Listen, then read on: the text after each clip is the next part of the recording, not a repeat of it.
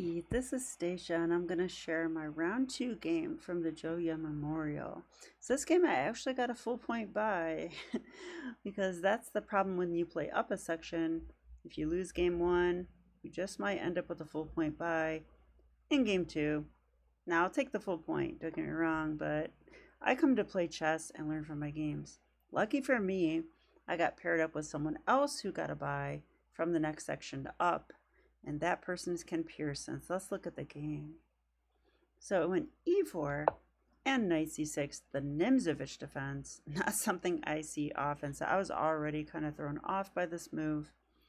And in my mind, I have two main options here, either d4 or knight f3. Knight f3 is an attempt to transpose into normal stuff, right? Like if he goes e5, we just like, it's the Italian game. That should look familiar. So like, but he could try this, and then we might end up in some sort of weird Scandi or something. So I actually decided that he might be comfortable with that kind of stuff. So I just went d4. I'm like, look, I'm just going to take the center. You're giving me the center. I'll take it. So he goes e5 now. And, you know, I do wonder if I could play knight f3 here. I actually can, but I actually played d5.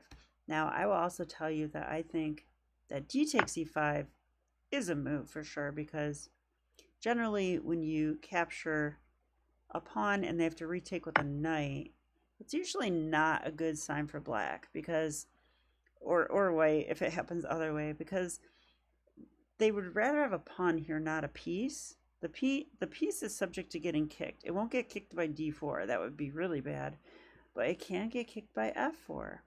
And the way black's playing, I can definitely go for f4. So computer says f4 right away, and white has a plus 0.8 advantage. Okay, I wasn't sure about all that. I saw, you know, stuff with queen h4 and blah, blah, blah. But, so instead of that, I decided to go for d5. Okay, so we're taking space. And of course, knight d7. And I was like, well, from here, I'll just develop a piece. I didn't want to commit my knights just yet. I wasn't sure where they were going, but I kind of figured I would want to maybe defend this pawn so I could go f4. So that was sort of my idea. Hopefully like knight e2, f4. He goes knight g6, and I have to say I was just feeling feisty. I don't know what came over me. Actually, this happens all the time, right? And I'm like, you know what? I really want to play h4. So I'm like, I really want to play h4. But if I do this, there's two guys protecting. So I can't really do that. And I was like, or can I? So I played h4. Yeah, I made up a pawn sacrifice over the board against a stronger player. Probably not the best decision, but it is interesting. And if I would have won this game, which I didn't, spoiler alert, this would have been super interesting. But honestly, I think this move in and of itself isn't too bad. Now, he took because strong players know that when someone makes a sacrifice, you should just take it. Like, make sure you're not getting mated.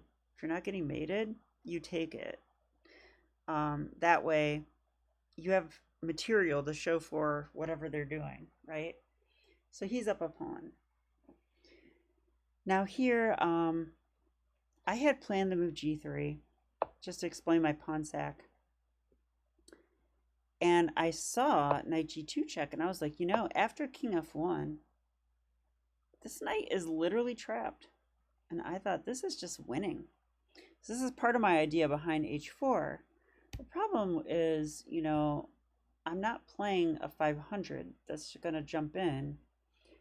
I'm playing like an 1800 who's going to just go back. And then I was like, well, okay, he's up a pawn. He did open up my rook, but I'm not sure I love my pawn on g3 anymore. I was thinking I could play f4 here, but from afar, I didn't like all my pieces like not developing. And this is a shortcoming that I have, because this is the best way to continue after h4.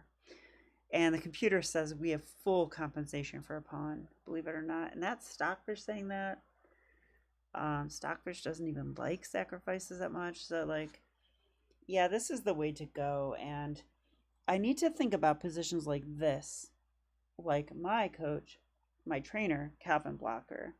Because Calvin Blocker would look at this position and be like, we have one tempo of development. They have one tempo of development.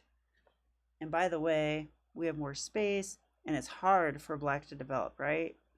This is blocked. These pieces are going to trip over each other. Like, we're attacking their center. Like, it's just like, it's easier for white to play. So I think had I looked in the position through that kind of lens, maybe I would have gone for this. But unfortunately, I didn't. I ended up finding a different move that's more defensive, which is queen to g4. And I'm like defending this. I mean, I don't know. I don't love it. I'm putting the queen in line with the bishop too.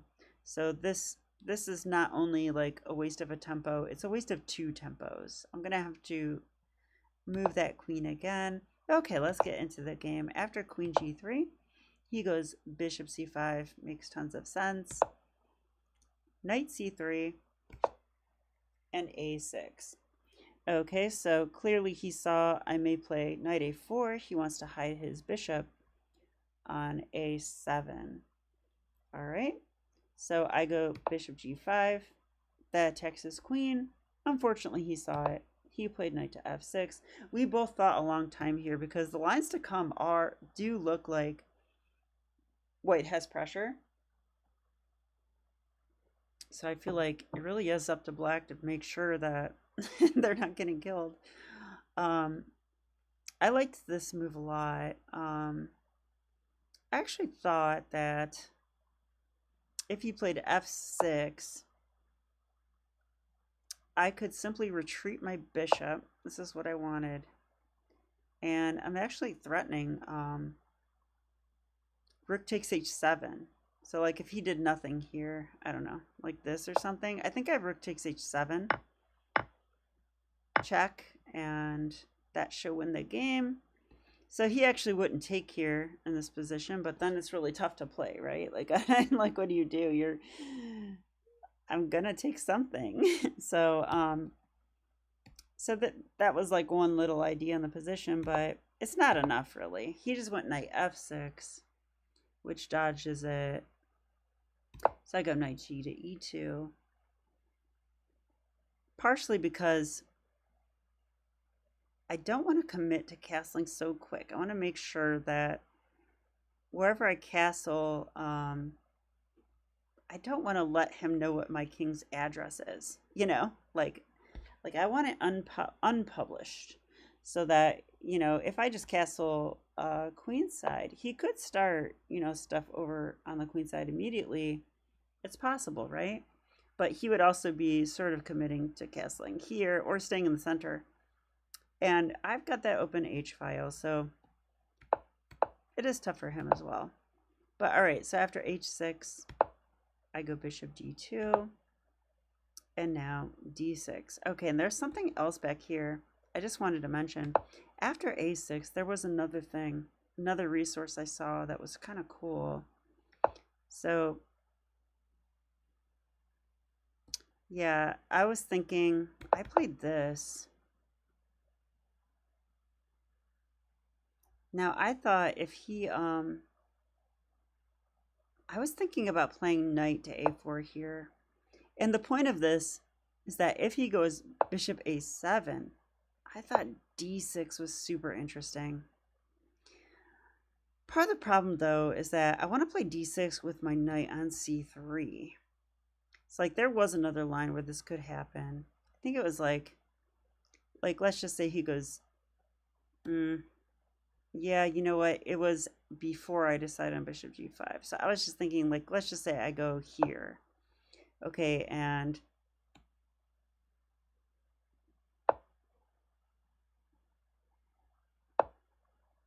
yeah, I don't know. I can't figure it out. But there was some line where the bishop goes to a7, and then I can play d6 and knight d5. And I was trying to get that to work. quite a bit during the game, but it did not. So bishop g5, knight f6, knight g to e2, h6, bishop d2, and d6. So it's starting to feel like black is consolidating here, because we have what, like 1, 2, 3, 4, 5 tempos of development, and they have 1, 2, 3 tempos of development. But on the other hand, like, what's the quality of my development? This bishop's not like, this bishop is not God, right? Like, he's basically a big pawn at the moment. The queen is, I guess, pretty good. This bishop, pretty good. But this knight, not anything. And this knight is not anything either. So like the quality is not great. And on the other hand, black has seized the g4 square, which I did take note of. So, and it is going to come into play. So I castle queenside now. He goes rook to g8. Yeah, it was at this point in the game, actually, that my opponent thought a very long time, like 15 minutes, 20 minutes, something like that. And I think it was right of him to spend time and try to find a really good move. He decided on rook g8. So clearly he wants to move his knight from g6, but he doesn't want me to play queen takes g7. So that's why he did this, but turns out he could have played knight g4 right away. This is the top engine move. I was calculating this and this while he was thinking, because they both look scary. It's just like he just like owns this square, comes into my position, makes it really hard for me to attack him. The h-file is neutralized. I was starting to feel like I was just playing worse here, and it is true. So I go f4. I got to lash out. The idea is to maybe take, but maybe play f5. And this is part of the idea before that I think he saw, because rook g8 protects g7. So now f5 is not even a threat. So he can now move that knight. And he takes. Okay, so I think taking was absolutely right. The computer agrees, and it's pretty clear why, right? I mean, if he can just bring this knight to e5, that's like, to me, that feels like white's worse then. There's no comp for a pawn anymore. And that is exactly what he does. So I take back, and he just puts the knight in e5. Yeah, and I felt the shift. As soon as the knight landed, I felt the shift in my personal eval. I was like, yeah, I got nothing. I'm worse, but I can fight on. So I did, of course. I'm not going to resign. So rook there, bishop g4, queen e1, queen d7. I mean, computer is saying, like, in this position, minus 2.9 if you play queen e7. I can't even understand the big difference, but yeah, black's clearly better. You can feel it in the position. So after knight to h3, which, what else? I didn't know what to do. Oh yeah, this happened. I forgot about this. That's why I played knight to h3. I thought if he takes me, you know, he helps me double on the h-file or the f-file. And if he doesn't see, I have a little threat. And he didn't see. So I thought if he castles, boom, I take the pawn. So I want my pawn back. He took, and I took the knight. But this is still good for black according to the computer. Okay, I did not know that during the game. Computer says -2. Wow. Okay, well, so we're in some endgame now. And it was hard to play. And I think the reason is, I mean, just look at this knight on e5. Just look at this bishop, right? And this bishop. And now look at white's pieces. Like, okay, this knight's good, but what are these guys doing? They're not doing anything. My queen ended up back on e1 somehow. Like, I have an open h-file, but that's about it. So Yeah, black is actually better here. He kicked my knight. Yeah, I can't go in here because obviously he'll just take. So that is where I wanted to go. But I thought this was also fine because after Queen f7, which it looks like my knight's in trouble. I did see I have bishop e2. Okay, he doubles on the f-file, and like, okay, he has complete domination of the f-file. These bishops are just monsters. This is very tough to play. I take, he takes, knight g3. Yeah, and I blundered this one. That is a fork. I thought I found a way out of it, though. I played queen e2, which counterattacks his knight. But then he has this check. And that is a fork, my friends. Attacks the king and the knight. So I'm just losing material. So now I'm completely lost. But yeah, he played something like this move. Actually gets me back in the game. I get to take his knight with check. I honestly think this is the actual position from the game.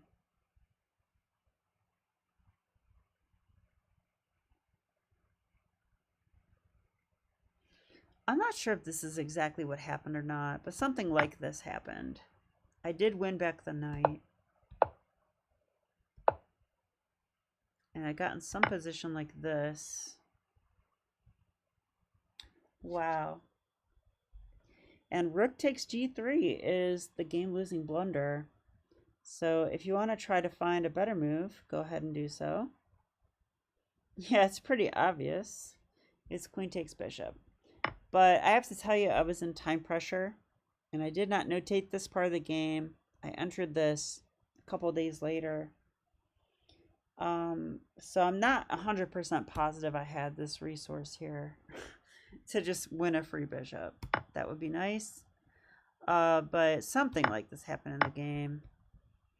And it went on probably about 10 more moves where I just played for tricks because I'm not going to resign with this many pieces on the board. Might as well see if my opponent will get irritated and just blunder. But he did not. He's a good player. So I ended up losing this one. But hey, on the plus side, I got to play a pawn sacrifice over the board. And I did get a full point buy. And I mean, really the story of the game is that I made up a pawn sacrifice that wasn't quite sound. I got too scared to play the right continuation. And then it just wasn't that great of a sacrifice. And my opponent did get their knight to d5. And once that happened, right, like this position, black was just better. And I was just fighting to try to survive. And even this shot wasn't enough. It's still -2, so I went on to lose the game. So sounds fair enough to me. Hope you enjoyed the video. I'll be back with round 3. See you then.